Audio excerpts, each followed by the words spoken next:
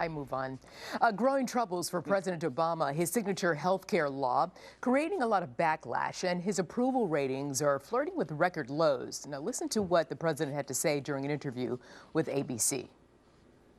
I've gone up and down pretty consistently throughout. The good thing about when you're down is usually you got nowhere to go but up. President kind of joking there with Barbara Walters. So Democrats also apparently taking a big hit. A new poll suggesting they are losing their midterm edge, a dramatic turnaround from just a few weeks ago. Republicans now holding a 49 to 47% edge. Let's bring in our political panel. Deneen Borelli, Fox News contributor and director of outreach, Freedom Works, and Julian Epstein, attorney and Democratic strategist. Good to see both of you on this Saturday. Hi, Arthel.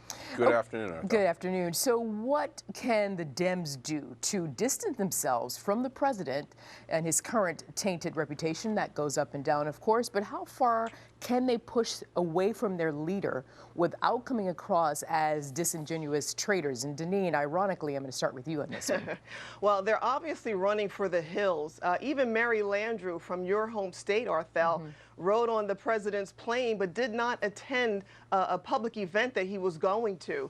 Landrieu said that she would vote for Obamacare again if she had the opportunity. And with that, 51% of her constituents think she's doing a bad job. So clearly the Democrats don't want to face their constituents. I don't even think they're having town halls. Maybe they're having them on the phone.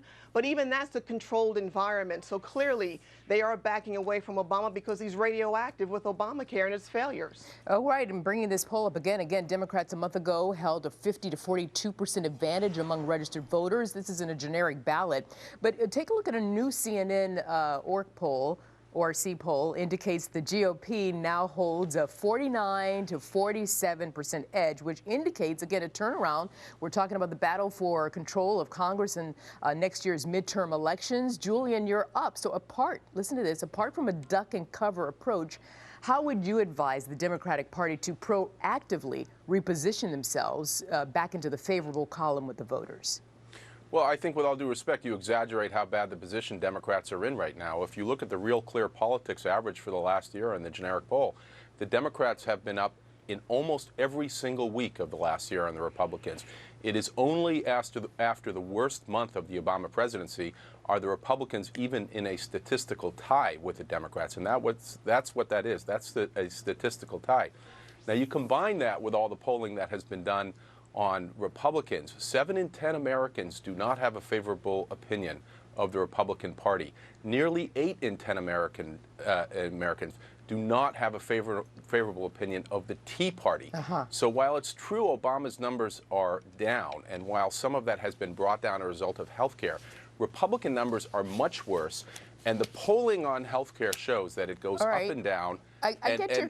That's something that's easily reversible when they tell the positive story on health care. So nobody's alarmist in the Democratic side. I understand your point there. Julian sort of intimating that there's a little bit of spin going on. So, Deneen, I pick it up with you. A lot of spin. If Obama, well, he's saying it's happening on both sides, quite frankly. So you're saying I'm saying the Republican numbers are worse. Okay. So listen to this, Deneen. If Obamacare, we're talking about now, is still problematic, say closer to midterm elections, will it be enough for the GOP candidates to run campaigns about how much Obamacare is a disaster, or will, Deneen, they need to present a platform of viable options to the voters? Well, I think there's a little bit of both that needs to be done, but what's front and center is the failures of Obamacare, and the Democrats are the face of the failures of Obamacare from the president on down.